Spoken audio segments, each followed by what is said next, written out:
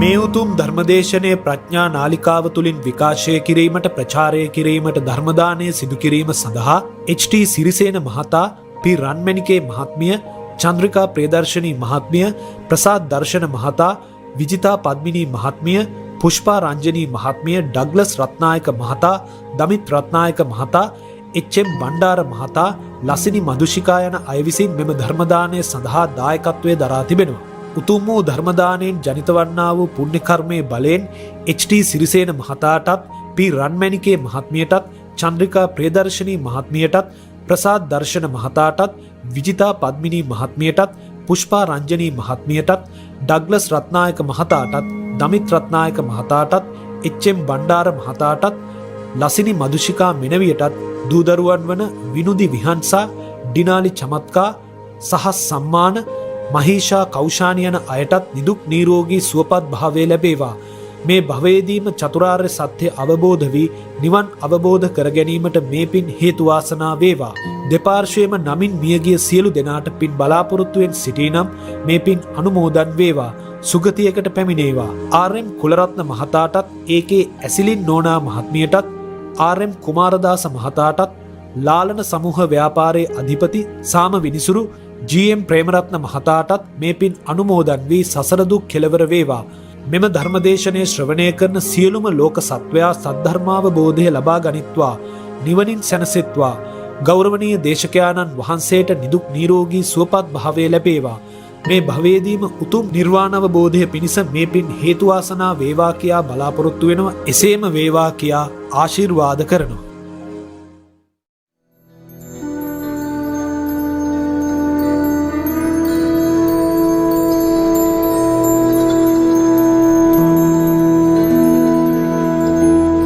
නමෝ තස්ස භගවතෝ අරහතෝ සම්මා සම්බුද්දස්ස.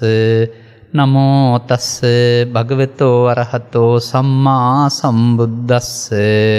නමෝ තස්ස භගවතෝ අරහතෝ සම්මා සම්බුද්දස්ස. චතුහි භික්ඛවේ සමන්නාගතෝ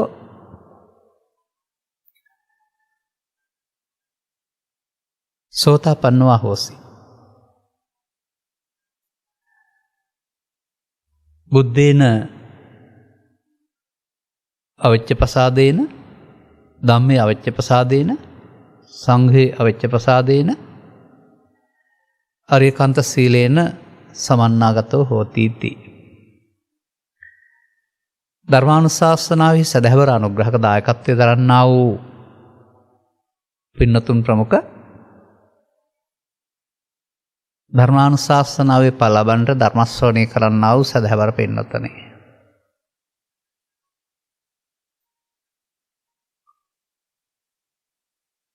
ධර්මශ්‍රවණය කරනවා, තේරුම් ගන්න උත්සාහ ලබනවා, ගන්නවා කියන එකම ධෛර්ය සම්පන්න කියමනක්. මන්දයත් එක ධර්ම දේශනාවක් අහලා තේරෙන්නේ නැත්නම් ඕවා අපිට තේරෙන්නේ නැහැ කියලා අතහැරලා දාපු අය බොහොමයි. ඒ ඔවුන්ගේ හිත තුළ ක්‍රියාත්මක වුණේ මායя බව ඔවුන් දන්නේ. එතනින්ම පාර වැහුවා. ධර්ම ශ්‍රවණය නොකර කොහොමද තේරුම් ගන්න? මේ සමාජයේ අප විසින් කරන ධර්ම දේශනා 1000ක් අහපු අය බව ඉන්නවා මම දන්න හැටියට.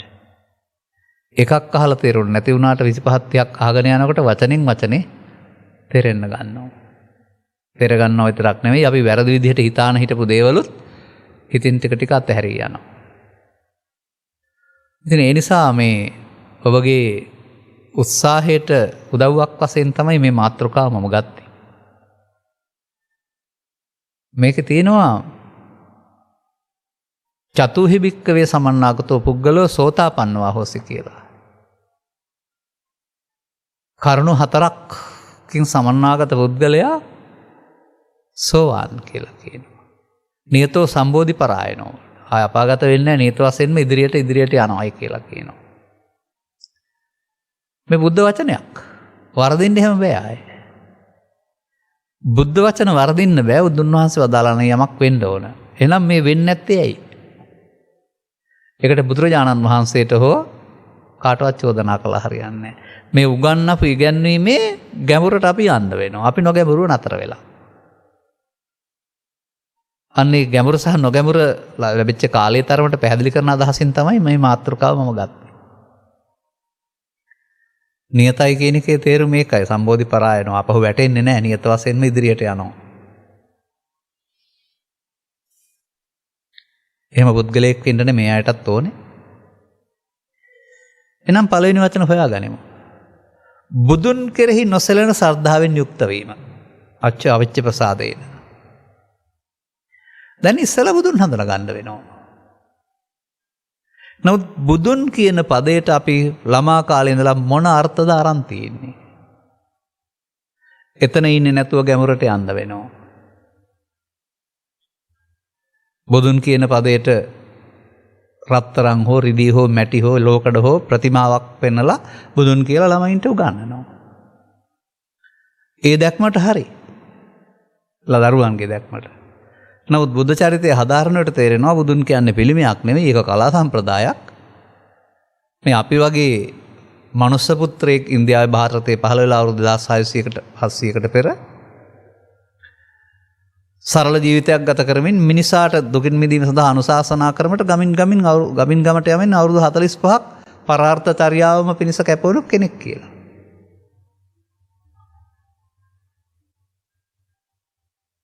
ඒ බුදුන්නේ වුණාට හඳුනාගන්න එහෙම බැරි වුණා. දේවදත්තට සුප්පබුද්ධට එහෙම හඳුනාගන්න බැරි වුණා බුදුන්. කුමාරයා උපන් වෙලාවේ තනි ඇඟිල්ලක් උස්සලා මේ කුමාරයා ඒකාන්තයෙන් බුදු වෙනවා කියව අනාවැකිය කිව්වේ කොණ්ණඤ්ඤ බමුණ විතරයි. අනිත් අය ඇඟිලි දෙකක් උස්සලා ඒකාන්තයෙන් බුදු වෙනවා කිව්වේ නෑ. මහණුවර බුදු වෙනවා, ගෙදර සක්විති රජ වෙනවායි කියනවා. අර ඇදුරගේ දැක්ම හුඟක් නිවැරදි. ඒකාන්තයෙන්. ඒ ඇදුර තමයි කොණ්ඩඤ්ඤ බ්‍රාහ්මණයා කියන්නේ. තවුසා කියන්නේ.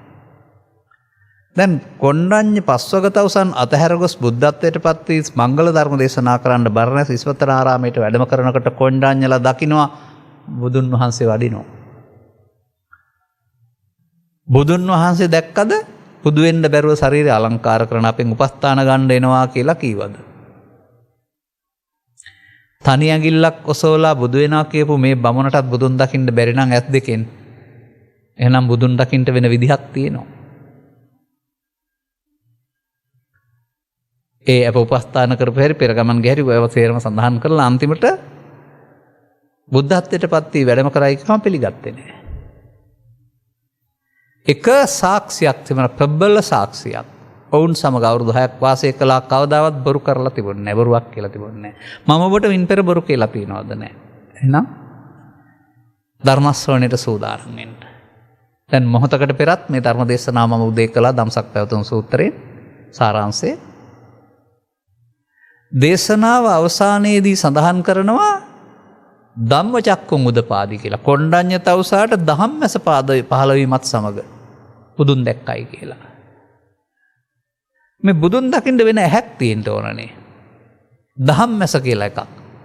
ඒක අපිට තියෙන ඇස් දෙක වගේ එකක් හරි නරලෙන් පහළ නමුත් ඇහක් නෙවෙයි. නමුත් ඒක දැක්මක්. කොණ්ඩඤ්ඤ තවුසා පළවෙනි වතාවට ලෝකේ බුදුන් දැක්කේ කොහොමද? සෝවාන් ඵලයෙන්. එහෙනම් අදටත් සෝවාන් ඵලෙන් මෙහා පැත්තේ එකත් ඇත්ත බුදුන් දකින්න බෑ නේද? ඕකනේ ඇත්ත. ඉතින් කොහොමද බුදුන් කෙරෙහි අතල ශ්‍රද්ධාවක් ඇති වෙන්නේ? අන්න බුදුන් පදේ අර්ථය අපි හොයන්න යන්න වෙනවා. බුදුන් ප්‍රතිමාව වෙන්නේ කුඩා දරුවන්ට. බුදුන් පුද්ගලයා වෙන්නේ පෘථග්ජනයට. නමුත් බුදුන් වහන්සේම වදාරනවා ධර්මයේ දකීද බුදුන් දකී. ඒ ධර්මයෙන් දකින බුදුන් කවුද? යෝ ධම්මං පස්සති සෝ මං පස්සති. අන්න එහෙමයි අපට මේ බුදුන් කෙරෙහි අචල ශ්‍රද්ධාවෙන් යුක්ත වෙන්නට බුදුන් හඳුනා ගන්න ඕන වෙනවා. හොඳයි. උන්වහන්සේ බුද්ධ පදේ පාවිච්චි කරේ කවදා ඉඳලා කියලාද කියන්නේ? නේවතාවහං භික්ඛවේ සදේවකේ ලෝකේ සමාරකේ. මහණනි මම මේ දෙවියන් සහිත බමුණු සහිත මරුන් සහිත ලෝකේ ආස්වාදය ආදීනවය නිස්සරණය දකින්න නැති තාක්කල් බුදුන් කීවේ නෑ. ආස්වාදයෙන් දැකලා ආදීන වශයෙන් දැකලා ආස්වාදයෙන් මිදුන දවසේ තමයි බුදුන් කීවේ. ඔන්න බුදුන් හඳුනා ගන්න පුළුවන් එකපාරක්. ආස්වාදය හඳුනාගෙන එහි ආදීනව හඳුනාගෙන ආස්වාදයෙන් මිදෙන්න ඕන. තව පාරක් තියෙනවා. මහණෙනි මම මේ රූප වේදනා සංඥා සංකාර විඥාන කියන ස්කන්ධ පංචකයට එන දේවල් මගේ සහ මගේ ආත්ම වශයෙන් දකින්න තාක්කල් බුදුන් කිව්වේ නැහැ. මගේ නොවන මම නොවන මගේ ආත්ම නොවන ස්කන්ධ පංචකයේ අනාත්මයටපත් වුණ දවසේ මම බුදුන් කිව්වේ. දැන් මේ ත්‍රිපිටකය තුළ විශේෂයෙන් සංයුත්ත නිකායේ කන්දක වර්ගය තුළ බුදුන් කියලා තියෙන්නේ පංචස්කන්ධය අනාත්මයට. රත්තරන් වලට රිදී වලට එහෙම නෙවෙයි. පංචස්කන්ධයේ අනාත්මය තේරුම් ගැනීම බුදුන් කෙරෙහි අචල ශ්‍රද්ධාවෙන් යුක්ත වීමයි. පංචස්කන්ධයේ අනාත්මය දැකීම බුදුන් දැකීමයි. ඉතින් ඒ පිළිබඳ ගැඹුරු අවබෝධයක් නැති සමාජය ආගම ශ්‍රද්ධාවෙන් හෙවත් පිරේන ශ්‍රද්ධාවෙන් යුක්ත වෙලා මේ ධර්මයේ දකීද බුදුන් දකී කියන ගැඹුරු කොටසට යන්නේ නැතිව ඇදහිලි සහිත වන්දනාමාන කිරීම සහිත සරල ආගමකට හුරු වෙලා බුදුන් ධර්මයේ පූජනීය මහා සංඝරත්නය දේවත්වෙන් නැත්තම් පූජනීයත්වෙන් වන්දනා කරලා පින් සිද්ධ කරගන්න බඩු ටිකක් බවට පත් කරගෙන තියෙන්නේ. ඔවුන්ට පින් සිද්ධ කරගන්න මේ තුන භාණ්ඩ තුනක්. ඔය නොගැඹුරු බුද්ධ ආගමේ හෙවත් ජනප්‍රිය බුද්ධ ආගමේ හැටි. මේ ප්‍රඥාවගේ නාලිකාවක් දවස පුරා ධර්ම දේශනාවන් කරනු ලබන්නේ විවිධ දේශකින් වහන්සේලා යොදාගෙන ඔතන ඉන්න නෙවෙයි බෞද්ධ සමාජයේට. තථාගතවරු දේශනා කළා වූ ධර්මයේ ග්‍රන්ථාරූඪ පූජනීය මහා සංඝරත්නය රැකගෙන ඇවිත් තිබෙනවා. කොරෝනා වසංගත නිසා ධර්මශාලාවලට යන්න බැලුවා. ගෙවල් වලට වෙන්න වෙලා තියෙනවා. නමුත් මාධ්‍ය තියෙනවා නම් බණවන තරම් තියෙනවා. ගෙදරට වෙලා ඉඳගෙන මාධ්‍ය වලින් ධර්ම ශ්‍රවණය කරන්න පුළුවන්. මේ බුදුන් එලි කරන ධහම කියන එක 아무තු එකක් කියලා හිතන්න එපා. ලෝකේ 아무තෙන් හොයාගත්ත නැති එකක් එහෙම නෙවෙයි. බුදුන් හෙලි කරන ධහම යනු අපේ ඇත්ත తත්වය පැහැදිලි කිරීමයි. අපිව බෙදා දැක්වීම. කෙස්ලොමණී දත්තල බෙදා දැක්වීම නෙමෙයි. ඊට එහාට ගැඹුරට අපිව විමර්ශනය කරලා මේ තියෙන්නේ. එතකොට අපි ගැන හෙවීමක් ඒක. ඒක බද්දවගී කුමාරෝ සම්බන්ධ කතාවේ පෙන්වන්නේ මේ කාන්තාවක් මේ පැත්තට ගියාද කියලාම කාන්තාවක් ගැන හොයන එකද වඩා වටින් තමා ගැන හොයන එකද කියලා. ඒ තමා ගැන හොයන එක කියලා බද්දවගේ කුමාරුන්ට වදාලේ ඔවුන්ගේ කුලය ධනවත්කම උස මහත හොයන එක නෙමෙයිනේ. ඊට වඩා ගැඹුරු දෙයක්. අපි තුල මේ තමා හොයන්න වෙනවා අපි. බුදුන් වහන්සේගේ ධර්මයේ උදව් වෙන්න. එතකොට අපි තුල ඉන්න වූ තමා තමයි බුදුන් දකින්න අපට බාධාවක් වෙලා තියෙන්නේ. මායя බවට පත් වෙන්නේ. අපි දන්නේ නැතුව වෙස්සලාගත්ත මාරයෙක් අපි ළඟ ඉන්නවා බුදුන් දකින්න වහලා. බුදුන් දකින්න තියෙන පාර වහනවා. එතකොට අන්නේ බුදුන් තේරෙන්නේ ධර්ම ශ්‍රවණය කිරීමෙන්. ඒ අවබෝධය තමයි කොණ්ණඤ්ඤ තවුසා ධර්ම ශ්‍රවණයේ ප්‍රතිඵලයක් වශයෙන් දැක්කේ. ඓතිහාසික පිළිගත් පළවෙනි සාධකයේම බුදුන් වහන්සේගෙන් බණ අසා කොණ්ණඤ්ඤ තවුසා සෝවාන් විය. දෙවෙනි තුන්වෙනි හතරවෙනි සාධක ටික ගන්න. පස්වග තවුසන් වද්දවග්ගිය කුමාරවරුන් එහෙම නැත්නම් යසකල පුත්‍රයා පිරිස 54ක් යාළුවෝ කාශ්‍යප සහෝදරයෝ 1003ක් කොහොම සෝවාන් වුණා කියලා දුගන්නන්නේ. ඇත් දෙකෙන් දැකලා භාවනා කරලා නැපනාසා. ඔය බණ ඇසීමෙන් යථා තත්ත්වයේ පැහැදීමක් නේ ඔය පෙන්වන්නේ. අන්නේ බණ වලින් අපේ යථා තත්ත්වය පැහැදිලි කරනවා. දැන් අපිට අපි මව්කුසින් බිහි වුණ ජීවිත අවසානයේත් ජීවත් වෙන ස්ත්‍රී හෝ පුරුෂ දෙගොල්ලන්ගේ එක්කෙනෙක්. එච්චරනේ අපිට පේන්නේ. ඒක ඇහැට පේන ලෝක සම්මතය. ඒක ප්‍රතික්ෂේප කරන්නේම එකක් නෑ කියන්නේ. එහෙම පුද්ගලයෙක් නෑ කියලා බුදුන් වහන්සේ වදාරන්නේ. මේ පුද්ගලයා තුළ ඇතුළත ක්‍රියාත්මක වෙන්නා විවරණයක් තියෙනවා. ඒක බුදුන් වහන්සේ ළඟත් අප ළඟත් ඔක්කොම ළඟ සිදුවෙන දෙයක්. අන්න ඒක විවරණය කරන්න තමයි බුදුරජාණන් වහන්සේ පංචස්කන්ධ කියන පදයක් පාවිච්චි කරන්නේ. පංචස්කන්ධ කියන පදේ ඔස්සේ නිර්වුල් තැනට යන්න. ඇයි මට ඔබට පංචස්කන්ධය කියන පදේ ඔස්සේ නිර්වුල් තැනට යන්න කියන්න වෙන්නේ? පංචස්කන්ධය කියන පදේ ඔස්සේ වැරදි තැන්වල ඉන්නවා. ඔබ ඉන්නවා වෙන්න බෑ ධර්ම ශ්‍රවණය කරන නිසා. නමුත් මගේ මේ දෙසවනටම මට ඇහෙනවා රට පිළිගත් සමහර විට ගිහි පැවිදි අය පංචස්කන්ධ කියන්නේ කයට පුද්ගලයින්ට.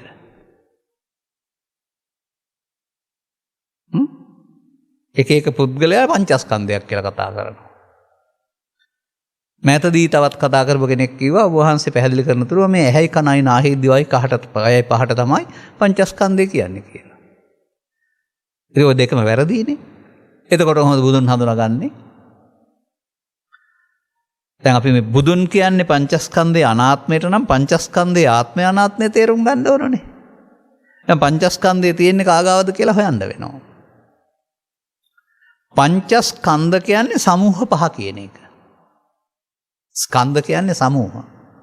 පහක එකතුවක්. දැන් මම මෙහෙම මිටමලුවන් ඉන්නවා ඔබට මොකුත් පේන්නේ නැහනේ. එකයි. නමුත් දිගෑරපුව ඇඟිලි පහේ එකතුවක් නේ. ඇඟිලි පහේ එකතුව තමයි අත කියන්නේ. ඒ වගේ මේ ලෝකේ ජීවත් වෙනකොට ඇහැට, කනට, නාසයට, දිවට, කයට, සිතට හමු වෙන දේවල් තියෙනවා. මෙන්න මේ හමු වෙන දේවල් හඳුනා ගැනීම සඳහා ඇහි, කනේ, නාසයේ, දිවේ පහළ වෙන දෙයක් තමයි පංචස්කන්ධය කියන්නේ. එතකොට ඇහි, කනේ, නාසයේ, දිවේ, කයේ, සිතේ දොරවල් 6 අපට පංචස්කන්ධ 6ක් පහළ වෙනවා. එතකොට කොහොමද ශරීරේ පංචස්කන්ධය වෙන්නේ? ඒක ඊට පස්සේ මම ඔබට කියලා දෙනකොට ඇත්තනම් පිළිගන්න වෙනවා.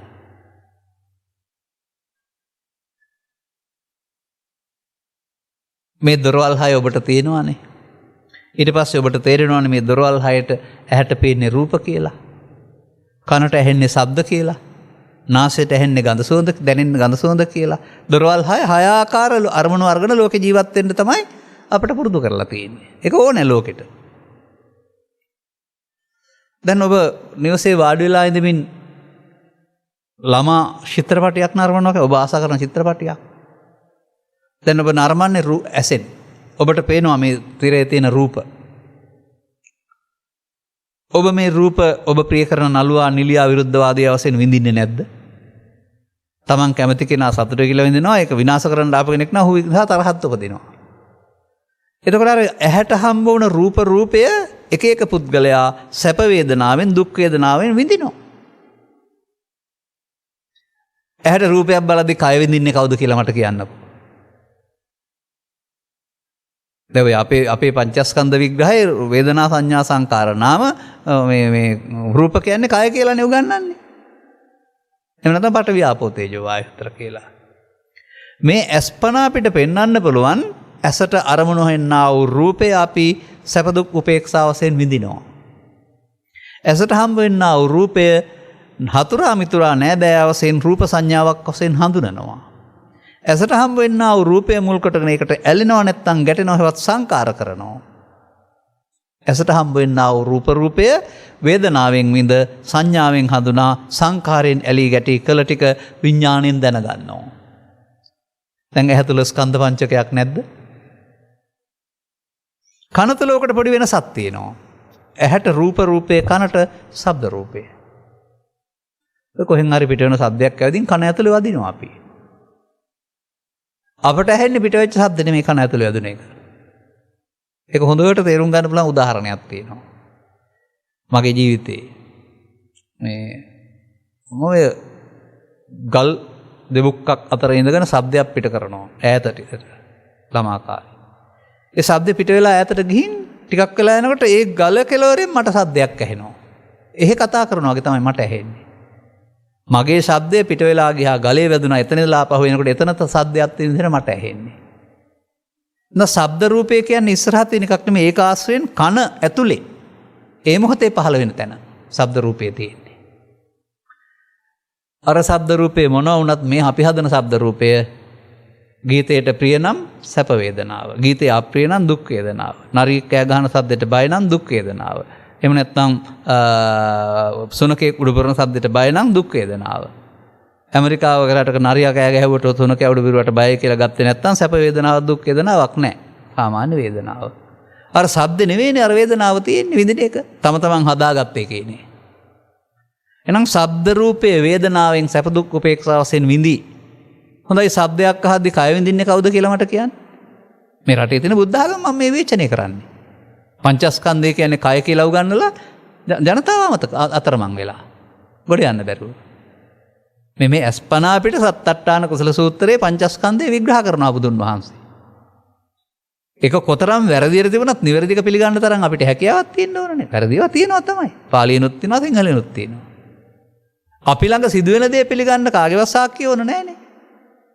ඇසේ රූපේ වේදනාවෙන් විඳි. කනේ ශබ්දේ වේදනාවෙන් විඳි. වේදනා කියන්නේ සිංහලෙන් වේදනා නෙවෙයි. වේදනා කියන්නේ කටුවක් යනවාම රෙදෙනවටනේ. පාලිය සැප වශයෙන් විඳි, දුක් වශයෙන් විඳි, උපේක්ෂා වශයෙන් විඳි. ත්‍රිවිධ වේදනාවෙන් එකයි. වේදනාව හඳුනයි. ගීතය පොප් ගීතයක්ද, වේග රිද්ම ගීතයක්ද, කුරුල්ලෙකුගේ සද්දයක්ද? හඳුනන්න ඕන සංඥාව. වේදනාව සංඥාවෙන් හඳුනා ඒත් එක්ක බැඳේ. මිහිරි නම් මං ආසයි. අමිහිරි නම් කරදරේ. ඒ දෙකම සංඛාර. දැන් බලන්න හැම රූපයක්, ශබ්දයක්, ගන්ධයක්, රසයක්, ස්පර්ශයක් කියනවා මේ දොරවල් පහට හම්බ වෙන හැම අරමුණක්ම ඒ අරමුණ තමයි රූප රූපේ, ශබ්ද රූපේ, ගන්ධ රූපේ, රස රූපේ, පොට්ටබ්බ රූපේ කියන්නේ. ඒ අරමුණ තමයි වේදනාවෙන් විඳින්නේ, සංඥාවෙන් හඳුනන්නේ, සංඛාරයෙන් බැඳෙන්නේ. මේ හතර කරපු දේ තමයි විඥාණයෙන් දැනගන්නේ. හරිද? දැන් පංචස්කන්ධ දැන් බලන්න අපි පිළිබඳ විග්‍රහයක් නෙමෙයිද කියන්නේ කියලා. අපි මවකුසින් මෙහිලා ජීවිතාසානය දක්වා ඉන්නවා කියලා හිතන් හිටියට ඇහෙන් කනට, කනෙන් නාසයට, නාසෙන් දිවට, දිවෙන් කයට ස්කන්ධ පහෙන් පහට ඉපදෙමින් මැරෙන ගමනක්. ස්කන්ධ පහෙන් එහාට මොකවත් යන්නේ නැහැ. දැන් අපි පංචස්කන්ධ පරිහරණයක් කරන්නේ බුදුන් වහන්සේ වදාළ පරිදි. අසීමිත සංඛ්‍යාවක් ස්කන්ධ පහළ වෙනවා. නමුත් වර්තමානයේ පහළ වෙනවා එකයි. ඇහෙන් නැත්නම් කනෙන්, කනෙන් නැත්නම් නාසයෙන්, නාසයෙන් නැත්නම් දිවෙන්, පස් දොරෙන් නැත්නම් මනෝද්වාරයෙන්. පස් දොරෙන් ගන්න දේවල් මනෝද්වාරයෙන් පහළ වෙනකොට බාහිර උදව් ඕනේ නැහැ, සිත තුළ ඉබේ පහළ වෙනවා. දැන් අපි දන්නේ නැති කරුණක් තමයි මෞකසින් බිහි ජීවිත අවසානයේ සිදුවන මරණයට අමතරව පංචස්කන්ධයට මැරෙනවා. සිතෙන් සිතට මැරෙනවා. මේ මැරෙන අතරතර මොකද්ද අපි අතින් සිදුවන වැරද්ද? මේ මෙතන වැරද්දක් සිද්ධ වෙනවා. ඕකෙන් බුදුහාමුදුරුවෝ නිදහස් වුණා. මොකද්ද වැරද්ද? මේ එන දේවත් එක්කලා අපි ඇලෙන්න ගියොත්, මුලා වෙන්න ගියොත්, ගැටෙන්න ගියොත්, ඇලීම මුලාව, ගැටීම මුලාව කියනා වූ අමතර අගයක්, ස්නේහයක්, ඇලීමක් ඇති වෙනවා එතෙන්ට. ඒ ඇලුනොත් ගැටුනොත් ඔක නිකන් ඉවර වෙන්න දෙන්නේ නැහැ. පිළිගත්තත් නැතත්, බෞද්ධ වුණත් නැතත් මේ ලෝකේ ඉන්න ඕනෑම කෙනෙකුට මේ ඇසට රූපයක් ගැටුනහම ඔය වේදනා සංඥා සංකාර වචන වලින් කියන දේ තමයි සිද්ධ වෙන්නේ. ඒක උන් පිළිගත්තේ නැතුව කරන දෙයක් නෑ වෙනත් ආගමික අය. එහෙනම් පංචස්කන්ධයේ ඉදීම මැරීම නම් වූ ඒකකයේ බුදුන් වහන්සේගේ ධර්ම දේශනාවල පළවෙනි මූලයයි. ආරම්භක ස්ථානයයි. එකම තැනයි ඕන කෙනෙකුට හරි. දැන් උන්වහන්සේ හොයාගත්ත එක වෙනයි, අපි කරන වැඩේ වෙනයි. අපි මේකට එන දේවල් එක්කලා ළමා කාලේ සිට ඇලිලා, මුලා වෙලා, ගැටිලා මුලා වෙලා බන්ධණයට පත් කරගෙන ඉන්නේ. මෙන්න මේ පංචස්කන්ධය හටගෙන නැසෙන කාලය තුල මේකත් එක්ක ඇලුනොත් ගැටුනොත් මේක නිකන් නැසෙන්නේ නැහැ. ඉදිරියට ගන්න හේතුවක් තියලා නැසෙනවා. මෙන්න මේ ඉදිරියට හේතුවක් තබා නැසන ස්කන්ධ පංචකයට කියනවා පංච උපාදානස්කන්ධය. දැන් ඇහෙන්, කනෙන්, නාසයෙන්, දිවෙන්, කයෙන් පංච උපාදානස්කන්ධ හටගෙන නැසෙන්නා, නැසන්නා සසර උපදින්න හේතු තියයි. එනම් සසරක් තියෙනව නෙමෙයි, පංචස්කන්ධය උපාදාන කරගත්තාම සසරක් හදනවා. පව්කාරයා පවෙන් සසර හදයි, පින්කාරයා පිනින් සසර හදයි, ධානකාරයා ධානෙන් සසර හදයි. පව් උපාදානෙන් සසර හැදේ, පින් උපාදානෙන් සසර හැදේ, ධාන උපාදානෙන් සසර හැදේ. ඔය බුදුහාමුදුරුව පහළ වෙනකොට ලෝකෙ මිනිස්සු කරගෙන හිටපු ටික විග්‍රහ වෙන හැටි. අපිට මෙහෙම කියන්න ගියාම බුදුන් ගැතර විග්‍රහ කරනකොට අනිත්ව කියන්න වෙලාවක් නැතුව යයි හැබැයි. කමක් නැහැ, ඔබ උත්සාහ කරමින් ඉන්නවා අපි තේරුම් ගන්න නිසා කියලා දෙන්න. දැන් මේ පංචස්කන්ධයට ස්ත්‍රී හෝ පුරුෂ හෝ ගිහි හෝ පැවිදි භාවයක් තියෙනවද ඊට පස්සේ? ස්ත්‍රී පුරුෂ ගිහි විද භාවය පංචස්කන්ධයට නෑ වගේ ධර්මය අනුගමනය කරන්නත් ඒකට ස්ත්‍රී පුරුෂ ගිහි වේදි භාගයක් නෑ. ඕන කෙනෙකුට තේරුණාම පුළුවන්. දැන් එහෙනම් ඇඟ නෙමෙයි දුක් ගෙනත් දෙන්නේ. පංචස්කන්ධය නෙමෙයි. සංකිට්ඨේන පංච උපාදානස්කන්ධා දුක්ඛ. අන්න පංචස්කන්ධය පංච උපාදානස්කන්ධය බවට පත් කර ගැනීම වරදක්. ඒ වරද අපට දුක් ගෙනත් දෙන්නේ. ඒ වරදෙන් මිදෙන්න නම් එහෙනම් උපාදානයෙන් මිදෙන්න ඕන. අන්න බුදුරජාණන් වහන්සේ මේ රූප වේදනා සංඥා සංකාර විඥාන පහට එන දේවල් මගේ ආත්මකට ගන්න තාක් කල් උන්වහන්සේට පංච උපාදානස්කන්ධ තිබුණා. නේතං මම නේතහමස්මින් නමේසෝ අත්තාති මමත්වෙන් මිදුනහම පංච උපාදානෙන් මිදුන පංචස්කන්ධ ධර්මතාවය. දැන් උපාදානයේම පංචස්කන්ධය ආත්මයයි උපාදානෙන් මිදීම පංචස්කන්ධය අනාත්මයයි. ඔන්න බුදුන් ඉන්න තැන. වෙසක් පුන පොහොදා උදෑසන ඉඳලා අවුරුදු 80 දක්වා මෙතන තමයි ඉන්නේ. අර සිවුරු පරවාගෙන වඩින්නා වූ සංසුන් පුද්ගලයාගේ ඇතුළත සංසුන් බව තමයි මේ පිටට පේන්නේ. දැන් මේ පංචස්කන්ධයේ අනාත්මයට බාහිර ලෝකේ තියෙන මොනම කාරණයක් ආවත් වදින්නේ නැහැ, රිදෙන්නේ නැහැ. බාර ගැනීමක් නැහැ. සිද්ධිය නෙමෙයි බාර ගැනීම තමයි රිදවන්නේ අපිට. බාර ගැනීමෙන් තමයි මම හැදෙන්නේ.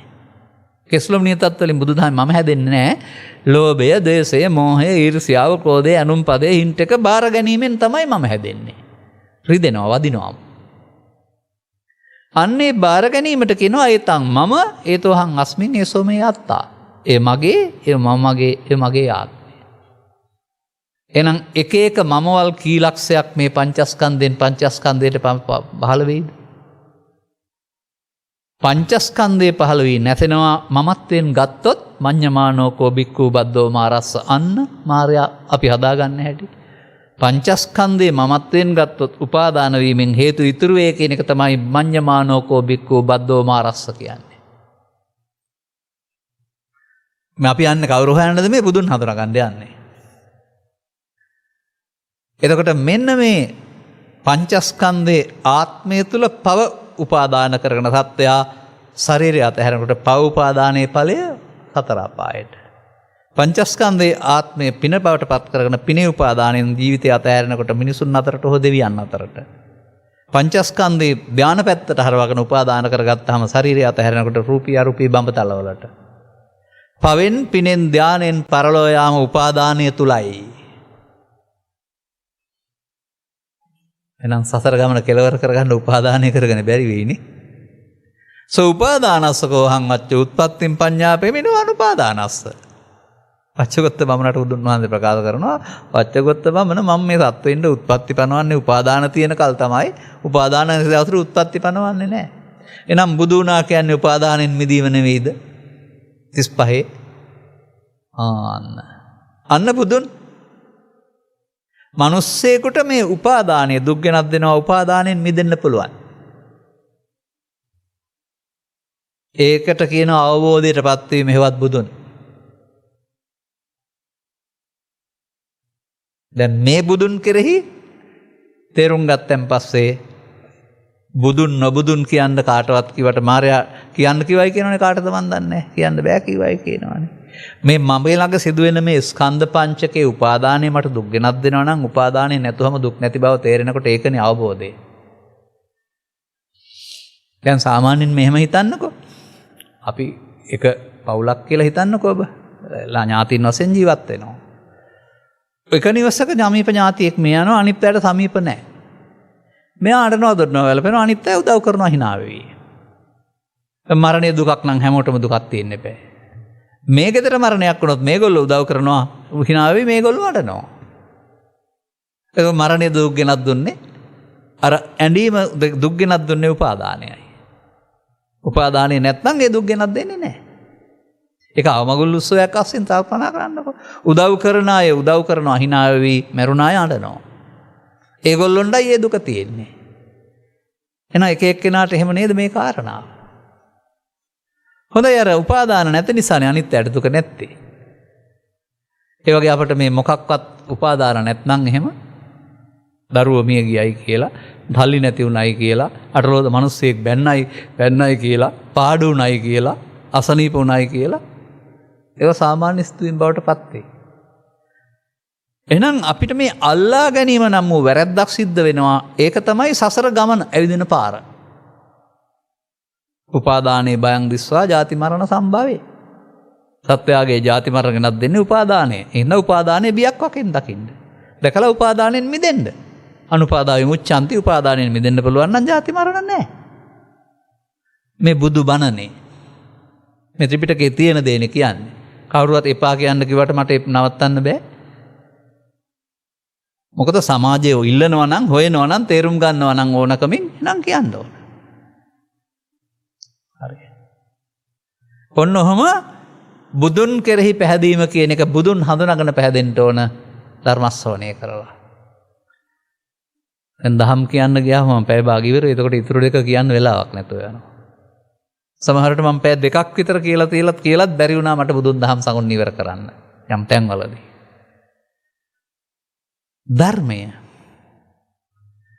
ධර්මය කියන්නේ මොකේද? ඔය දහම් පාසල් චූටි පුතාලගෙන් හම ධර්මය කියන්නේ අම්මට තාත්තට වඳින එකට සලකන එකට. බැලුවම ඒගොල්ලෝගේ බැල්මෙන් හරි. ඔබෙන් ඇහුවොත් එහෙම ධර්මය කියන්නේ පින් කරනවට හොඳ දෙයට නරක දේ අධර්මයයි. මෙහෙම ධර්මයටත් නිර්වචන තියෙනවා බුදුන්ට වගේම. නමුත් මෙන්න මේ ගාථාව අහගෙන ඉන්න. ඔබ දන්න දෙයක් මේක. යං බුද්ධ සෙට්ඨෝ පරිවන්න ඊසුචින් සමාධිමානං තරිකඤ්ඤමාහු සමාධිනා තේන සමෝ නවිජ්ජති ඉදම්පි ධම්මේ රතනං පනීතං ඒතේන සච්චේන සුවත්ති හෝතු. අන්න ධර්මයේ තියෙන තැන තියෙනවා. මෙයද ධර්මයේ සතු උතුම් රත්න භාවයකි. ඒ ධර්මයේ සරණින් සත්තුන්ට යහපතක් වේවා. සත්‍යයේ තේන සච්චේන ඒ සත්‍යෙන් සුවයක් වේවා. මොකද්ද මේ යං බුද්ධ සෙට්ඨෝ?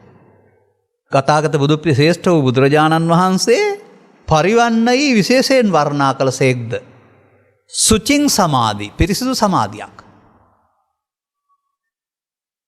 ඒ සමාධිය හා සමාන සමාධියක් නැහැ. සමාධිනා තේන සමෝන විජ්ජති. මෙයද ධර්මයේ සතු රත්න භාවයකි. දැන් ධර්මය කියලා තියෙන්නේ මොකේද? අර සමාධියට නෙමෙයිද? බුදුන් වහන්සේ ළඟ තිබෙන්නා වූ ආනන්තරික සමාධියට ධර්මය කියලා කියනවා. මේ ධර්මයට පත්වෙන්ට ත්‍රිලක්ෂණයේ චතුස්සත්‍ය පටිච්චසම්පාදය සතර සතිපට්ඨානයේ කර්මක්ෂය කිරීමේ කර්මයේ මරණ සතිය පාරවල් විතරයි. අරකයි ධර්මය.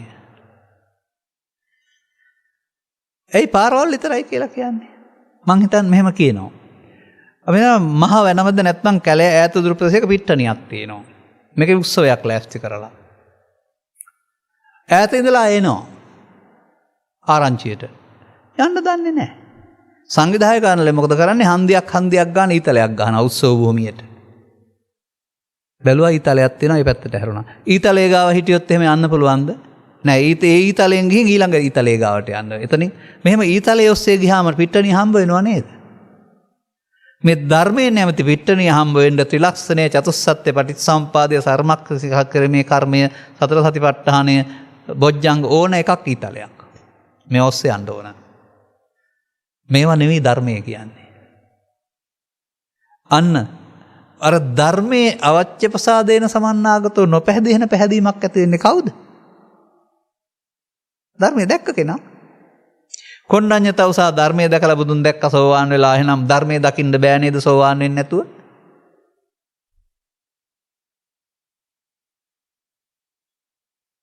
එහෙමයි අපි ගැඹුරට ඔබ යොමු කරන්නේ. මේ ධර්මයේ කියන පදයට ඔයිට පෙර තිබෙන ගාතාවකුත් තියෙනවා. යම් බුදු සෙට්ටෝ කියන එකට පෙර තියෙනවානේ කයං විරාගං අවතම් පණිතං. ඒකෙත් තියෙනවා ඉදම්පි ධම්මේ රතනම් පණිතං. මේද ධර්ම රත්නේ සතු උතුම් රත්න භාවයක්.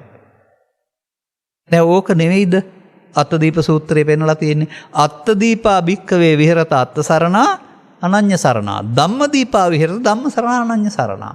ධර්මයේ දිවිනක් කොටගෙන වාසය කරන්න වෙන සරණ යන්න එපා. ධර්මයේ සරණ කරගන්න. මේ ධර්මයේ කියන්නේ නිවනට නේද? නිවන් සරණකට ජීවත් වෙන්න කියන එක නේද ධම්මං සරණං ගච්ඡාමි කියන්නේ. කටේ කිසිම දෙයක් ඉස්සලා ධම්මං සරණං ගච්ඡාමි කෝ කිසිවෙක් මේක දන්නවද? මේ රටේ බෞද්ධයෝ ධම්මං සරණං ගච්ඡාමි කියලා දෙන්නේ බොරුවට නේද? ඇත්තට ධම්මං සරණං ගච්ඡාමි කියන්න පුළුවන් වෙන දවස දක්වා අපේ කටවල් වහන්න බෑ. අපි බණ කියනවා. තේරුම් ගත්ත කට්ටිය ධර්මයේ සරණයයි. එකක මාධ්‍යක නැත්තම් දෙකක නැත්තම් පහක නැත්නම් හයක කටපණ තියෙනවා නම් කියනවා. ඇයි? ධම්මං සරණං ගච්ඡාමි ජීවත් වෙන මිනිස්සුන්ට ඕනේ. ඒ නිසා ධර්මයේ පැහැදෙන්න ධර්මයේ තේරෙන්න ඕනනේ. ඒ සඳහා ධර්ම දේශනා කියන්නේ උපයෝගී මාර්ග. ඒ සූත්‍රයට හොය වචන වලට නෙමෙයි ධර්මයේ කියන්නේ. මේකෙන් පෙන්වන්නේ අර ඊතලෙන් පෙන්වන්නේ ක්‍රීඩා පිට්ටනියනේ. ඒ පිට්ටනිය දකින්න ඕන. හරි. ඒ නිසා ඔන්න මේ ධර්මයේ නොපැදෙන ශ්‍රද්ධාව ඇති වෙන්න ධර්මයේ වටහා ගන්න වෙනවා. රතන සූත්‍රයේ තමයි මේ ධර්මයේ කියන පදයට හොඳම අර්ථය තියෙන්නේ. මම එහෙම කියනවා නෙමෙයි තියෙන තැන පෙන්වන්නේ ඒකයි. දැන් සංඝයා දැන් අපි පොඩ්ඩක් නවත්තලා මෙහෙමත් ගන්නවා. මේ පාලිය සිංහලට පරිවර්තනය කිරීමේ සහ සමාජයට ඉගැන්වීමේදී බුදුන් ශරීරය, ධර්මය, බණපොත, සංඝයා ස්වාමීන් වහන්සේලා. ඔය ආර්ය සත්‍ය තෙරුවන් නෙවෙයි. ඔය සම්මතින් හදාගත්ත අර්ථ තුනක් විතරයි. ඔය තෙරුවන් කල්පයක් කොහොම සරණ යනවා කිව්වත් සරණ යන්න බෑ. මොකද ගිය කට්ටියට වැඩක් වුණෙත් නෑ. බුදුන් විහාරේ ධර්මයේ පොත්ගුලේ සංඝයා වාසයේ. බුරුම ඒ වාසය කළා වූ හිමි නමක් බොහෝ ධර්ම දේශනා වගේක් කරලා ඒවා පටිගත වෙලා තියෙනවා. මේවා සිංහලට පරිවර්තනය කරලා ලංකාවේ තියෙනවා විකුණන්න අචාන්චා හිමියන්ගේ දේශනා කියලා.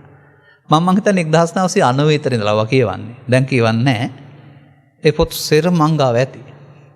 ඔය එක පොතක තියෙනවා ධර්මයේ කියන පදයට පෙන්නලා තෙරුවන් කියන පදයට තෙරුවන් වැඩ ඉන්න ඕනේ පන්සලේ තුන්පලක නෙමෙයි තමන්ගේ හදවතේ කියලා. තමන්ගේ හදවතට පිළිමෙකුයි පොතකුයි දාගන්න බෑනේ එහෙනම්. අන්නේ හදවතේ රෝපණය කරගන්න පුළුවන් තෙරුවන් තමයි ඔය සසර දුක් නිමා කරලා දෙන්නේ. ඒක දැකලා මම කියනවා නෙමෙයි මම ඕක කිව්වේ 2005 දී. ඊට පස්සේ තමයි දැක්කේ මම ඕක. මේ සැබෑ තෙරුවන්. මේ තෙරුවන් ඔබ දුකින් මුදවන්නේ නැහැ. මේ බුදුන් කියන්නේ පිළිමය, ධර්මය කියන්නේ බණපොත, සංඝයා කියන්නේ හාමුදුරුවෝ කියලා ගන්න තාක්කල් ඔබ දුකින් මුදවන්නේ නැහැ. හැබැයි මේ තෙරුවන් ගත්ත ගමන් මේ තෙරුවන් අනිවාර්යයෙන්ම දුකින් මුදවනවා. අපි සංඝයාටත් එහෙනම් පදයක් හොයාගනිමු. ඔබ තියෙන මේ ස්වාමින් වහන්සේලාට තියෙන ගෞරවය නැති කරගන්න එපා. ඔය මම දැක්කා ඊයේ පෙරේදත් Facebook එකේ එක්කෙනෙක් සිවුර නැතුව බීලා නටනවා. ඒ ඉතින් කාපු මකුණනේ නොකාපු මකුණ නොතරන් ඉන්නවා. ඒ වැඩිකාරය වෙන්න ඕන නෑනේ. ඒ සම්මත සංඝ පදයට තියෙන ගෞරවය හැමම තියාගන්න වැඩි කරගන්න අඩු කරගන්න එපා. කෙනෙක් වරද්දක් කරයි කියලා. නමුත් බුදුහාමුදුරුවෝ සංඝ කීවේ සිවුරටද? ඔය අංගුත්තර නිකායේ චතුක්ක නිපාතයේ කියන කොටසේ තියෙනවා සෝබෙන්ති කියලා සූත්‍රයක්. සෝබෙන්ති කියන එකේ සිංහල තේරුම හොබවයි, නියෝජනය කරයි, ආලෝකමත් කරයි, බබලවයි. ඕනේ අර්ථයක් ගන්න ආසන්න වශයෙන්. චත්තාරෝ මේ භික්කවේ පුග්ගලා සංඝං සෝබෙන්ති. මහණෙනි මේ සමාජයේ ඉන්න 4 දෙනෙකුට මම සංඝයා හොබවන්නට අවසර දෙනවා. කවුද මේ? කතමේ චත්තාරෝ. භික්ඛු භික්කවේ, භික්ඛුනී භික්කවේ, උපාසකෝ භික්කවේ, උපාසිකා භික්කවේ. භික්ෂු භික්ෂුණී උපාසක උපාසිකා කියන සිව්වණක් පිරිසම මෙන්න මේ බුදුන් වහන්සේ වදාළ ධර්මයේ කෙරෙහි ගති ලක්ෂණ ඇති කරගන්න. ඇඳුමෙන් නෙමෙයි ඔය පෙන්වන්නේ. ත්‍රිලක්ෂණේ චතුස්සත්‍ය පටිච්චසම්පාදාදී දේවල් විවරණය කොට දේශනා කිරීම කෙරෙහි වියත්තෝ විසරදෝ විනීතෝ බහුසුතෝ ධම්මදරෝ ධම්මානුධම්ම පටිපන්නෝ කාරණා 6යි. මේ 6න් යුක්ත නම් ඕනෑ කෙනෙකුට බුදුන් වහන්සේ සංඝ කියලා කියනවා. දැන් එතකොට සංඝයා කියලා කාගේවත් සරණ යන්න වෙයිද? ඔබට ඔබේ සංඝයේ සරණ වෙයිද අන්තිමට? ඔබ සංඝ වෙන්න වෙයිද? එතකොට තෙරුවන් බුදුන් පන්තලේ ධර්මයේ විහාරයේ සංඝයා ආවාසෙද බුදුන් පංචස්කන්ධයේ අනාත්මයෙන් පත් වෙන නිවීමට ඒ සඳහා සංයමය තමන් ළඟ. නොපැහැදෙන නොපිරිහෙන ශ්‍රද්ධාවෙන් යුක්ත වෙන්න කියලානේ පෙන්වන්නේ තෙරුවන් කෙරෙහි. දැන් මේ තෙරුවන් සරණ තමයි බුදුන් වහන්සේ ධර්ම ශ්‍රවණය කරලා කට්ටියට කියලා දුන්නේ. ඔවුන් බණහන් ආවා. පන්සිල් සමාදන් වුණෙත් නැහැ, තෙරුවන් සරණ ගියෙත් නැහැ, ඉඳගෙන බණ ඇහුවා. බණ තේරුණා. බණ තේරුණාම වැඳගෙන ඉල්ලා හිටිනවා බුදුන් වහන්සේගෙන් ඔබ වහන්සේ වදාළ ධර්මයේ මට වැටහුණා නිකන් හරියට වහලා තිබිච්ච දෙකක් ඇරියා වගේ. පාර වැරදුනහම පාර පෙන්නවා වගේ. අද පටන් මම අර ඊට ඉස්සලා තෙරුවන් සරණ ඉඳලා ගිහලා නේ. අද පටන් මම තෙරුවන් සරණ කරගත්ත උපාසක කෙනෙක්ට උපාසිකාවක් කොට සලකන්න. මේ සූත්‍රවල තියෙනා වූ පූර්විකාවේ තියෙන පාඩේ. එනකොට තෙරුවන් සරණ ගිහින් නැහැ බණ අහලා තේරුණාම ඉන්පස්සේ සතර දුකින් මිදීමට මේ තෙරුවන් සරණ කරගන්නවා කියන එකනේ අර තෙරුවන් සරණ බුදුන් වහන්සේ දුන්නේ නැහැ. එයා ඉල්ලා හිටිනවා බුදුන්ගෙන් මම තෙරුවන් සරණ ගත වුණ උපාසිකාවක් කොට සලකන්න උපාසකෙක් කොට සලකන්න කියලා. ඒ විතරක්ද? අගික බාරද්දාජ කසී බාරද්දාජ යන සූත්‍රවල මොකද වෙන්නේ? ධර්මස්සවණේ කරලා ඊට පස්සේ තෙරුවන් සරණෙන් අලත්ත පබ්බජ්ජං අලත්ත උපසම්පදං. පැවිද්දයි උපසම්පදාවයි දෙකමත් ලැබුවයි කියලා කියනවා. ඔබ ළඟ තියෙන තෙරුවන් සරණෙන් පැවිද්දයි උපසම්පදාව හරි දෙන්න පුළුවන්ද මේ රටේ? නෑ ඒක කාඩ්බෝඩ් එකක් නේ බාලයි. කෘතිම එකක්. මේ සැබෑ තෙරුවන භික්ෂුවකට පැවිද්ද සහ උපසම්පදාව දෙන්න තරම් බලවත්. ඒ නිසා බුදුන් වහන්සේ දීප පළවෙනි පැවිද්ද එහි බික්කුව දෙවෙනව දුන්න එකට සරණාගමන උපසම්පදාව කියන්නේ ඒකයි. ධර්මයෙන් දීපු එක. ධර්මයෙන් නැති වුණාම ඉතින් වෙන වෙන දේවල් දෙන්න පුළුවන්. සමාජයේ පවතින ඒවා. අපිට විවේචන අවශ්‍ය නැහැ. එහෙම හරි පවත්වා ගන්න ඕනනේ. දැන්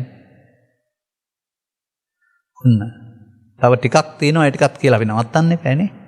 එහෙනම් මේ සැබෑ තෙරුවන් හඳුනා ගන්න.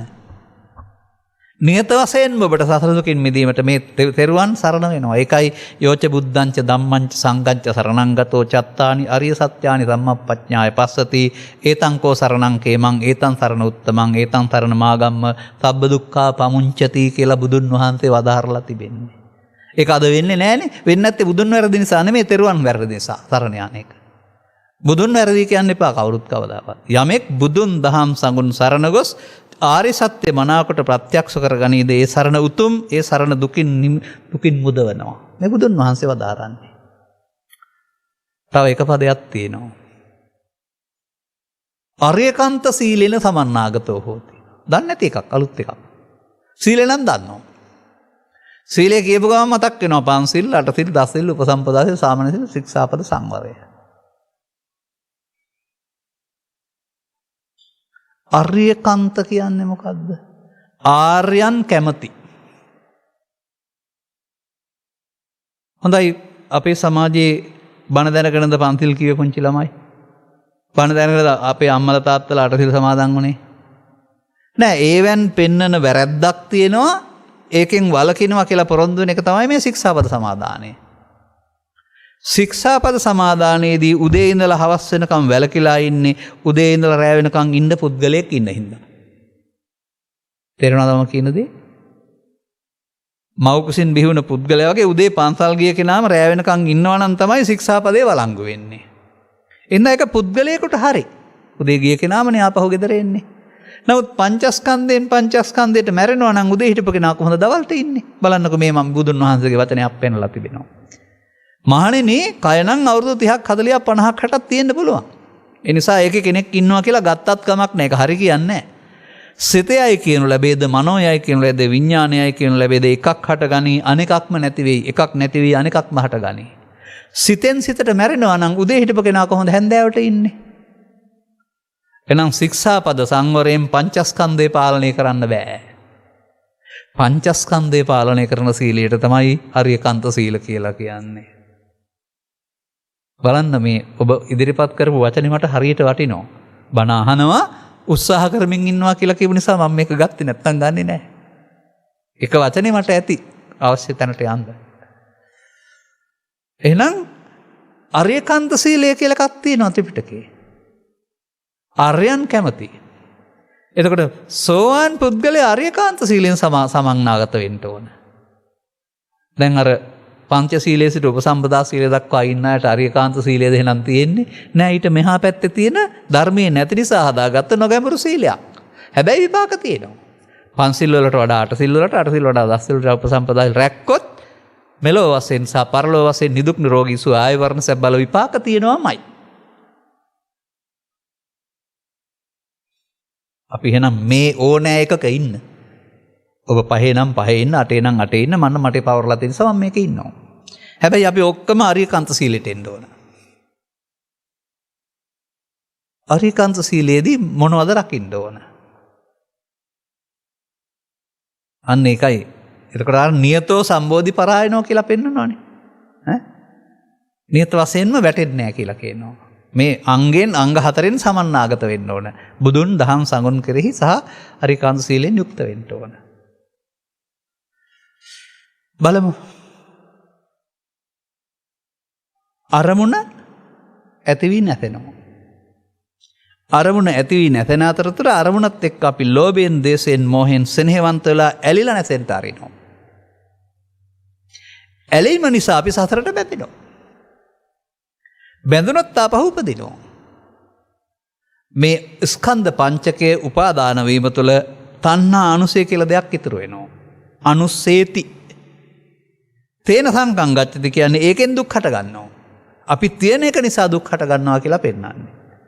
ලෝභය තිබ්බොත්, ද්වේෂය තිබ්බොත්, මෝහය තිබ්බොත්, ඊර්ෂ්‍යාව තිබ්බොත් මොනවා හරි උපාදාන. නැතේන ඒක තියන්නේ නැත්නම් දුක් හටගන්නේ නැහැ. සංකත ධර්ම කියන්නේ දුක් වල රෝග දේශ මොහයන්ට. එහෙනම් නැතේන නොතිබයින්ට නොතියින්ට වෙනවා. ස්කන්ධ පංචකය හටගත්ත ගමන් නැසෙනවා. හටගත්ත ගමන් නැසෙන අතරතුර සමහරු මේක සමග ඇලී ගැටී නැසෙන්ට අරිනවා. සමහර අය සමහර ස්කන්ධ ඇලෙන්නේ ගැටෙන්නේ නැතුව නැසෙනවා. මම හොඳ වැඩක් කරන්නම්කො මම මොක ලේසියෙන් අරින්නේ නැහැ. හෙටත් මට වෙලාවක් අන්න එහෙම හිතුවාම කරන්නේ ඉස්සරහට තියලා නැතන එක. ඒක තමයි ඉස්සරහට තැවීම කියලා කියන්නේ. ඒ තියපු නිසානේ අද තරහ වුන නිසානේ හෙට තරහ එන්නේ. පරිගන්නම් කියලා හිතුව නිසානේ අවුරුදු 10කට පස්සේ හරි පෙරදිච්ච පුද්ගලයා දිනපුවාම පරිගන්න හිතට එන්නේ තියෙන නිසා. අන්න ඒක තමයි මේ තැබීම කියලා කියන්නේ.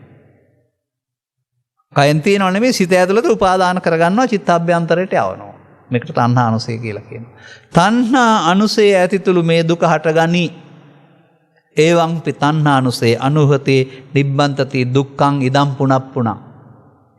බුදුදහම තණ්හා අනුසය ඉවර කරන පාරයි. එහෙනම් ඒකට ආර්යකාන්ත සීලය කියලා එකක් තියෙනවා. මොකද්ද? මේ ඇහෙන් කනෙන් නාසයෙන් දිවෙන් කයෙන් හටගන්නා ස්කන්ධ පංචකය ලෝකේ ජීවත් වෙන්න පාවිච්චි කරන්න ඕනේ. හැබැයි උපාදාන නොකර අවසන් කරන්න ඕනේ. මේ හටගෙන නැසෙන එකට කියනවා නිරෝධය කියලා. වැඩ දෙක අනුව මේකට නම් දෙකක් තියෙනවා. ලෝභ දේශ මොහ හේතු තබා අවසන් කිරීම අවශේෂ නිරෝධය හෙවත් පමාවයි. ලෝභ දේශ මොහ වශයෙන් නොගෙන අවසන් කිරීම හෙවත් නිරවශේෂ නිරෝධය නොපමාවයි. දැන් සසර ඇවිදින්නේ පමා වූ අය. සසරෙන් ගැලවෙන්නේ නොපමා වූ අය. අපාය යන්නේ පවේ පමාව නැමැති උපාදානය. උපාදානය නැමැති පමාව නිසා. දිව්‍ය ලෝකය යන්නේ පිනේ උපාදානය නැමැති පමාව නිසා. බඹලෝ යන්නේ ධානයේ උපාදාන නැමැති පමාව නිසා. මුළු සසරම පමාවක් නේද? පමාදෝ මච්චුනෝ පදම් පමාව අය මැරෙනවා කියලානේ තියෙන්නේ. අපි විතරද මැරෙන්නේ? දෙවියෝ මැරෙන්නේ නැද්ද? අපාගත සත්ත්වෝ මැරෙන්නේ නැද්ද? බ්‍රහ්මයෝ මැරෙන්නේ නැද්ද? කවුරුත් චුත වෙනවා. ඒ පමාව නිසා. බලන්න බුදු සමයේ නොපමාවේ අර්ථය කොච්චරයි. එහෙනම් අපි පමා වූ අන නොපමා වෙන්න ධර්මයේ සරණ කරගන්න ඕන. එතකොට එහෙනම් අපට මේ මොකද්ද? මේ අරමුණට ඇලී ගැටී අවසන් වෙන එක අසංවරයයි. සංවරයක් නැහැ. ආර්යයන් කැමති වෙන්නේ මෙන්න මේ සංසාරයේ බැඳෙන්න හේතු ඉතුරු නොකර අවසන් කරන්නා වූ මොහොතේ නිර්වශේෂ නිරෝධය කරන්න. ඒකට කියනවා ආර්යකාන්ත සීල. ස්කන්ධ පංචකයට ස්ත්‍රී පුරුෂ ගිහි පැවිදි ભેදයක් නැහැ. වගේ උපාදානයේ අවසන් කරන්න ස්ත්‍රී පුරුෂ ගිහි පැවිදි කියලා ભેදයක් නැහැ. ඕන කෙනෙකුට අල්ලා ගැනීමෙන් තැවුල හරි, අල්ලා නොගැනීමෙන් නොතැවුල හරි. උපාදා පරිත්තස්සනං චෝ භික්ඛවේ ධම්මං දේසිස්සාමි. මහණෙනි උපාදානෙන් ඔබට තැවුල දේශනා කරනවා. අනුපාදා පරිත්තස්සනං ච උපාදානය කරගන්නේ නැත්නම් තැවුල නැහැ. මඤ්ඤමානෝකෝ භික්ඛු බද්දෝ මාරස්ස. මමත්වෙන් ගත්තොත් මායයට බැඳෙනවා. මමත්වෙන් ගත්තේ නැත්නම් මායයෙන් බැඳෙන්නේ නැහැ. එහෙනම් මමත්වෙන් නොගැනීම ආර්යකාන්ත සීලය. මමත්වෙන් ගැනීම ප්‍රමාදය. මෙන්න මේ මම පැහැදිලි කරන කාරණාව ධර්ම දේශනා 5ක් හරි 10ක් හරි 20ක් හරි තේරෙනකන් අහන්න. එතකොට බෞද්ධයෙක් වශයෙන් පරම්පරෙන් උපත ලැබුව එකේ වාසනාව තේරෙවි. නමුත් ඒක ඉස්කෝලේ ගිහින් ඉගෙන ගත්තට මදි. අනුගමනීය ප්‍රතිපදාවකට එන්න බෑ. ආමිෂ පූජාවෙන් එහාට ප්‍රතිපත්ති පූජාවට යන්න බෑ. මේ ආර්යකාන්ත සීලෙන් කෙලෙස් නැසනවට තමයි කියන්නේ ආර්ය ප්‍රතිපත්ති පූජාවෙන් බුදුන් පිදීම කියලා. මල් වලින් පුදන්නේ ශාරීරික බුදුන් නැත්තම් ශරීරයේ ප්‍රතිපත්ති පූජාවෙන් පුදනකොට පංචස්කන්ධය අනාත්මෙන් නැත්තම් බුදුන් ඉන්න තැනට තමයි අපි යන්නේ. ඒ තමයි ප්‍රතිපත්ති පූජාවෙන් බුදුන් පිදීම. කෙලස් නැසෙන්න හම්බ වෙන්නේ බුදුන්. එන ප්‍රතිපත්තියෙන් පුදන්නව පමණක් මා පුදුති කියලා වදාලේ ඔකයි ඔය. එනම් ඔන්න මම ඔබට ලැබී තිබෙන කාලයට අනුව කරුණු පැහැදිලි කරගෙන එනවා. ඒ නිසා අරියකාන්ත සීලේන සමන්නාගතෝ හෝති. දැන් කාටද මේ අවලංගු? අපි පැහැදිලිව මේක පැහැදිලි කරගන්න. මෞකුසින් බිහි වුණාට පරපුරෙන් බෞද්ධ වුණාට තෙරුවන් සරණ කීවාට පෘථග්ජන කිසිවෙකුටත් තෙරුවන්ගේ සරණ නැහැ. ලියනවා කියනවා පාඩම් කරනවා විතරයි. තෙරුවන් සරණ කරගත හැක්කේ සෝවාන් පුද්ගලයාට සතරකින් මිදීම සඳහා එකට ස්ත්‍රී පුරුෂ ගිහි පැවිදි ભેදයක් නැහැ. තේරුම් ගත්තාම බලන්න තෙරුවන් කොතරම් ගැඹුරුද කොතරම් පිහිට වෙනවද කියලා. තෙරුවන් සරණයි කියන වචනේ තේරුම ඒකයි. සසර දුකින් මිදේවා කියන එක. සසර දුකින් මිදෙන්න තමයි තෙරුවන්. එතකොට එහෙමනම් බලන්න මේ මම කතා කරන්නේ ආරි සත්‍යයේ තෙරුවන්. බුද්ධ පදයට අර්ථයක් මම දුන්නා. ධම්ම පදයට අර්ථයක් දුන්නා. සංඝ පදයට අර්ථයක් දුන්නා. මේ තුන තේරෙනකොට ඔහු ස්කන්ධ පංචකෙන් පංචකයට අල්ලා නොගැනීමේ අරියකාන්ත සීලයට එනවා. ඒකට කියනවා භාවනාව කියලා. කියනවා විදර්ශනා කියලා. දැන් ඔහු රැස් කරන්නේ අස් කරනවා. දැන් මේකට කියනවා කර්මක්ෂය කිරීම කියලා. කර්මක්ෂය කිරීමේ කර්මය කියලා. එතකොට මෙන්න මේ කාරණය තේරුම් ගන්න ඕන. එක දේශනාවක් තුළ තේරෙන්නේ නැති වෙන්න පුළුවනි. සමහරට මට පැය දෙකක් දුන්නා නම් පැය දෙකම මම මේක විස්තර කරනවා. පැය තුනක් දුන්නා නම් පැය තුනමත් මේක විස්තර කරනවා. මට තියෙන දැක්මේ සහ දැනුමේ තරමට කාලයේ තරමට. ඒ විතරක් ඒක එහෙම නෙවෙයි අර ෂෝට් හෑන්ඩ් ස්විච් කියෝ වගේ පැයටත් පුළුවන් පැය භාගයටත් පුළුවන් ඕනනම්. අර කොණ්ඩේ තියෙන මනුස්සයාට හත පැත්තටම බඳින්න පුළුවන් කියලා කියමනක් තියෙන්නේ. ඒ වගේ තේරුම් ගත්තාම ඕක අදාළ තැනට ගලපන්න පුළුවන්. එහෙනම් අපට සමාජය වෙනස් කරන්න පුළුවන් නේද? මේ සමාජයේත් හැබෑවටම තෙරුවන් සරණ ගත වෙන පිරිසක් ඇති වුණොත්. දැනට තියෙන්නේ තෙරුවන් සරණ ගත වෙන්නේ තෙරුවන් සරණ කියන එක විතරයි. ඒක වාචික සරණාගමනයක්. වචනින් විතරයි කියන්නේ. ප්‍රතිපත්තිමය දැන් ඔය පෙන්වන්නේ ප්‍රතිපත්තිමය සරණාගමනය කියලා. ඒ ප්‍රතිපත්තිමය සරණාගමනයට අපි එන්නේ බණ අහුවෙන් ප්‍රතිපස්සේ. එහෙනම් සසර දුකින් මිදීමට අපිට වර්තමාන ස්කන්ධ පංචකය ආත්ම කොටගෙන සසරට බැඳීම වළක්වන්න අනාත්ම කොට ගැනීමේදී එතනදී තෙරුවන් සරණ වෙනවා සසර දුකින් මිදෙන්න. අවිච්ඡ ප්‍රසාදේන සමන්නාගතෝ හෝති. එහෙම නැත්නම් අරියකාන්ත සීලෙන් සමන්නාගතෝ හෝති. ඔන්න ත්‍රිපිටකයේ එක සූත්‍රයක මේ කාරණා හතරෙන් සමන්නාගත වෙන පුද්ගලයා වර්ණනා කරලා තියෙන හැටි. එහෙනම් ඔබට නැවත නැවතත් කල්පනා කරන්න හිතෙනවා. නැවත නැවතත් හිතන්න හිතෙනවා. දැන් මේ දේවල් අහගෙන හිටියානේ. ඔක අමතක වෙන්නත් පුළුවන්. ආපහු බලන දවසට තව ටිකක් මතක තියාගන්න. නැත්නම් තව ටිකක් නැවත නැවත අහලා තේරුම් අරගෙන ඇත්තද කියලා විමසලා බලන්න. බුදුදහමේ පුදුම නිදහසක් තියෙනවා මේ අය දන්නේ නැති වුණාට. ඒකට කියන්නේ මහා උපදේශ දේශනා කියලා. මහා උපදේශ 4. බුදුන් වහන්සේගෙන් රහතුන්ගෙන් එහෙම නැත්නම් මහා සංඝ රත්නයෙන් එක්කෙනෙකුගෙන් ලැබිච්ච උපදේශ කියලා කියනවලු අපට. ඒකට ලස්සන වචනයකුත් තියෙනවා. බුද්ධෝපදේශෝ පළවෙනි එක. සංඝෝපදේශා සම්බහුලත්තේරෝපදේශා ඒක තේරප්පදේශා. බුදුන්ගෙනුයි මම මේක ඇහුවේ. සෝවාන් ආදී ආර්ය සංඝ රත්නයනුයි මේක ඇහුවේ. සෝවාන් නොවු මහා සංඝ රත්නයෙන් මේක ඇහුවේ. ඒක ස්වාමින් වහන්සේනේ මේක ඇහුවේ කියලා අපට කියන්න පුළුවනිලු කට්ටිය. එහෙම කිව්වට පිළිගන්නේ නැතුව ප්‍රතික්ෂේප කරන්නේ නැතුව ධර්ම විනයට ගලපලා බලන්න. ධර්ම විනයට ගලපවම ගැලපෙනවා නම් පිළිගන්න නැත්නම් බුදුන්ට හෝ ආර්ය සංඝ රත්නයට වැරදිලා නෙමෙයි කියන අයට වැරදිලා ඒක බැහැර කරන්න කියලා බුදුහාමුදුරුවෝ මහප්පදේශනවල වරදලා තියෙනවා. එහෙනම් ඔබ මේ අහපු බණ වලින් පංචස්කන්ධය කියන්නේ ශරීරයද ඇහැද කියලා ඇත්තනම් පිළිගන්න නැත්නම් බැහැර කරන්න.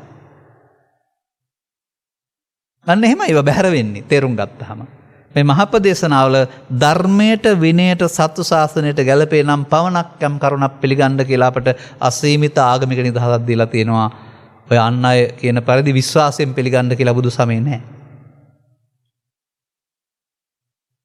එහෙනම් මේ සමාජයේ පිරිසක් තිරුවන් සරණ ගත කරන්න පුළුවන් නම් අලුතෙන් ඒ තෙරුවන් සරණ කරන්න අපරාධපුරයට යන්නේ නැහැ. ඔය තෙරුවන් සරණ නැති නිසානේ අනුරාධපුරය විතරක් නෙවෙයි ලංකාවම අපරාධපුරයක් වෙමින් යන්නේ. පව්පින් විපස්ස විශ්වාසයක් නැහැ. පිටපැත්තෙන් ඔය පෙන්නුවාට ඇතුළතින් මේවට විපාක ඇති කියලා හිතන්නේ නැහැ. නමුත් මම කියවනේ ගල් දෙබොක්කක් අතරින්ලා ශබ්දයක් කළොත් ඒ ශබ්දේ එහා ගලේ වැදිලා ආපහු එන්නේ පරාවර්තනය වෙන නිසා. මේ කර්ම නියාමය එහෙමමයි. ස්වයංක්‍රීයව පරාවර්තන වෙනවා ආපහු තමන් ගාවට. අන්න පවට බය වෙන්න කියන්නේ ඒකයි. විඳවන්න නම් වෙනවා කොහොම හරි. ඊට පස්සේ යහපත් දේවල් කරපුවාම මේක ලෞකික වශයෙන් මෙලොව සහ පරලොව වශයෙන් විපාක තියෙ ඒක අපිට උදව් වෙනවා.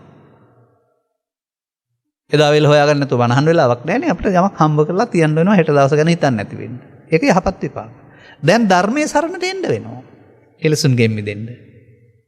පවේ හෝ පිනේ හෝ ධානය විපාකයක් වශයෙන් කෙලසුන්ගෙන් මිදෙන්නේ නැහැ. ධර්මයේ සරණින් තමයි කෙලසුන්ගෙන් මිදෙන්නේ. අන්න ඔබට මේ කරුණ තේරුම් ගන්න ලැබෙනවා නම් ඔබ ලබාගත් මනුස්ස ජීවිතයේ දුර්ලභ මනුස්ස ජීවිතයක් එක දුර්ලභ දෙයක් ෂණ සම්පත්තියක් වෙන සදහම් හමු වීම. සදහම් හමු වුණාම මේ මග යන්න උත්සාහ කරන්න සුසුයි කියලා තියෙනවා. යරනහම සදහම් හමු නොවි මේක කරන්න බෑ. එහෙනම් මගේ මව්පියන්ට මුතුන් මිත්තන්ට බෞද්ධකමක් තිබුණාට මනුස්සකමක් තිබුණාට සදහම් හමුුනේ නැහැ. ඒ නිසා උන්ට පිනෙන් පරලෝ යනවා අයරණ ඊට එහාට බුද්ධ ආගමක් තිබුණේ නැහැ. අපිත් ඒ පාරේ යන්න ඕන නේ. ධර්මයේ ලියා ගනිමු. අපිට බලුවන් ධර්මයේ සරණින් පරලෝ නොයා ඉන්න. ඔය පරලෝ යන්නේකනේ පරලෝ යන්නේ උපාදානෙන්. උපාදානෙ මිදුන දතර පරලෝ යාමක් නැහැ. අන්නේ පරලෝ නොයන මාර්ගය හොයාගන්නට අවශ්‍ය උත්සාහය ඇති කරගන්නට, වීරිය ඇති කරගන්නට, තේරුම් ගන්නට ඔබට මෙම කරුණු පැහැදිලි කිරීමේ හේතු ආසනාව වේවායි කියන සුභාශිංසනයේ ප්‍රාර්ථනා කරමින් මම ධර්මානුශාසනාව මෙතකින් අවසන් කරනු ලබනවා. අද මෙම ධර්මානුශාසනාව සඳහා සදහවර දායකත්වයේ දරනු ලබන්නේ එච්.ටී. සිරිසේන මහතා, පී රන්මැණිකේ මහත්මිය, චන්ද්‍රිකා ප්‍රියදර්ශනී මහත්මිය, ප්‍රසාද් දර්ශන මහතා, විජිතා පද්මිනී මහත්මිය, පුෂ්පා රංජනී මහත්මිය, ඩග්ලස් රත්නායක මහතා, දමිත් රත්නායක මහතා, එච්.එම්. බණ්ඩාර මහතා සහ ලසිනි මදුසිකා යන අය. ඔවුන්ගේ අරමුණු අතර තමන්ටම විශේෂ කාරණයක්.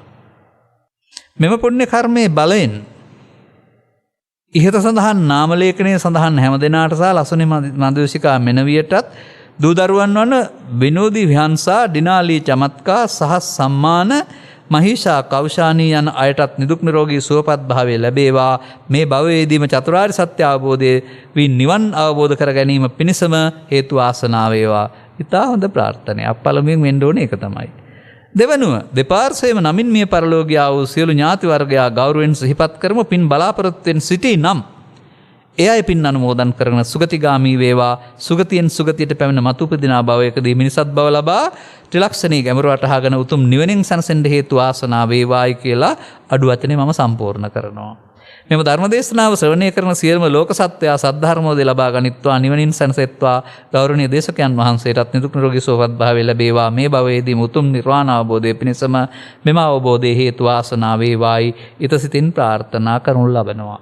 ධර්මදේශනාව කරවා ගැනීමෙන්, අනුග්‍රහක දායකත්වයේ දැරීමෙන්, ධර්මස්සවණෙන් සහ දහම් පඬු පූජා කිරීමෙන් ජනිත කරගත්තා වූ ආනිසංසයන් මත පිහිටා පරලොවසපත් ඥාති වර්ගයා ගෞරවයෙන් සිහිපත් කරන්න. පින් කැමති කෙනෙක් නැත්නම් අනුමෝදන් කරන ජීවිතය සූපත් කරගනිත්වා. ඒ ජීවිතයේ කෙලවර වන විට මනුස්ස ජීවිතයක් ලබාගෙන බුද්ධ ආදී මහෝත්තම කල්යාණ මිත්‍ර සෙවණේ ලබා ත්‍රිලක්ෂණී ගැඹුර වටහා ගැනීම තුළින් අනුගමනීය ප්‍රතිපදාවක් තුළ උතුම් නිවනින් සැනසෙන්නට පරලොවසපත් හැමට හේතු වාසනා වේවායි ප්‍රාර්ථනා කරන්න.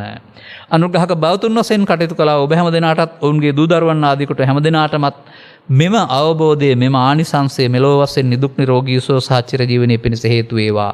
යන්නේන ගමන් බිමන්ද රැකියා දී කටයුතු යහපත් අනාගත බලාපොරොත්තු දරුවන්ගේ අධ්‍යාපන කටයුතු සාර්ථක වේවා. රෝග පීඩාවම වේවා. කල්යාණ මිත්‍ර සෙවණේ ලැබේවා. ත්‍රිලක්ෂණී ගැඹුර වැටහේවා. ඒ තුලින් සකල දුක්ඛයන්ගේ නිමා වන්නා උතුම් නිර්වාණ සුවයෙන් සැනසෙන්නට හේතු වාසනා වේවායි සාදු කියලා අදිෂ්ඨාන කරගන්න, ප්‍රාර්ථනා කරගන්න. සබ්බීතියෝ විවජ්ජන්තු සබ්බ රෝගෝ විනස්සතු මාතේ බවත් අන්තරායෝ සුඛී දීඝායුකෝ භව. හැම දිනාටම තෙරුවන් සරණයි. බුද්ධම්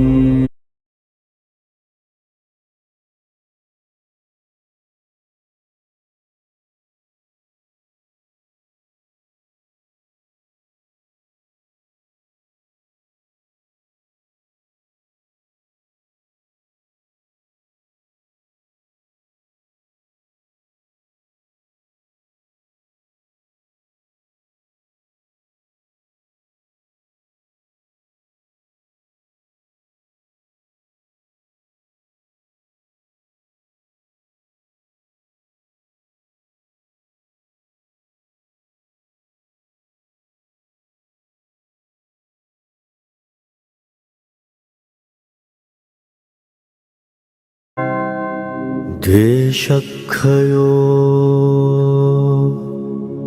निब्बानम्